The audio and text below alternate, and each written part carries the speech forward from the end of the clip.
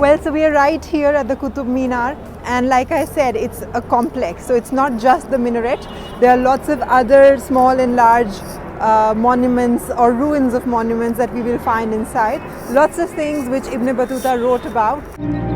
In 1334, when Ibn Battuta crossed the mountains in Afghanistan and came to Delhi, Qutub Minar was already standing tall.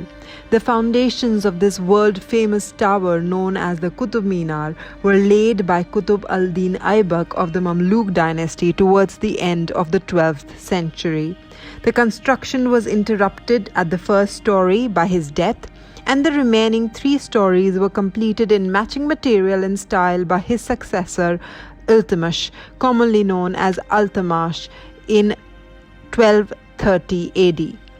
In 1368 AD, the Minar was damaged by lightning. Later, Firoz Shah Tughlaq of the Tughlaq dynasty added the top story with the existing 2 stories in marble. He also executed some repairs to the Minar in 1503. When it was again injured by lightning. The tower has a diameter of 14.32 meters at the base and about 2.75 meters at the top, with a height of 72 meters and ascended by 379 steps.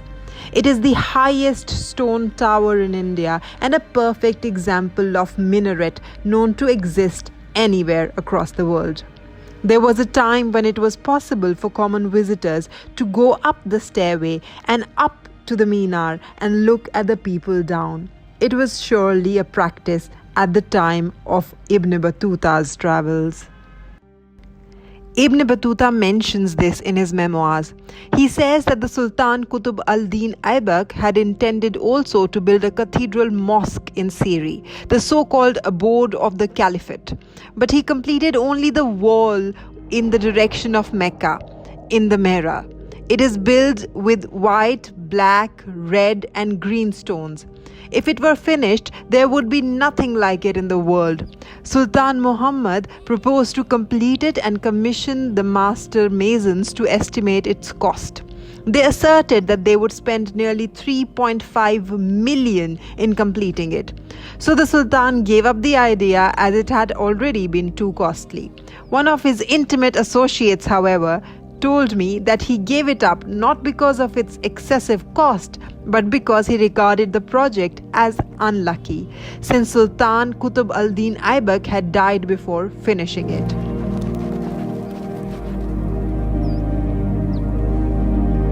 Well, the Alai Minar could never be completed because the Sultan died.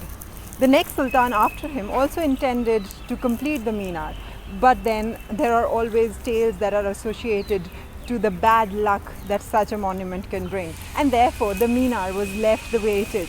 And this minaret, which is so beautifully standing tall but very rugged, right here facing the Qutub Minar, tells you anyway of the dimension that they were aiming to achieve with something like this. It was supposed to be double the size of the Qutub Minar, and it is a huge broad base that we can see. And Ibn Battuta talks extensively about the size of this Minar and measures it in terms of how many elephants could walk abreast inside the main face of this bottom part of the Minar. Quwwatul Islam Mosque, known as the Quwwatul Islam, the might of Islam, is the earliest extant mosque in India.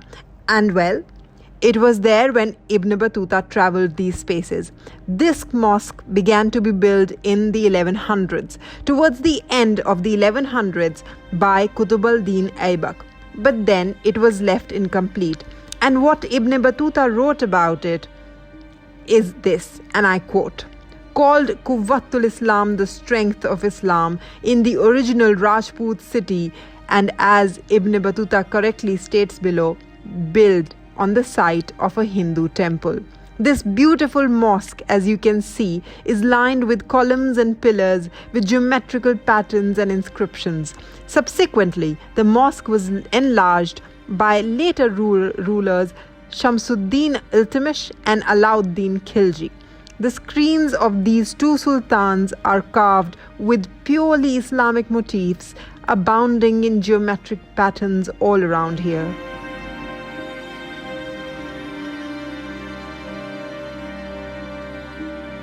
Ibn Battuta writes about this iron pillar quite extensively. This pillar brings a lot of significance for all the travelers who come here even today. It is not surprising then that it caught the attention of Ibn Battuta.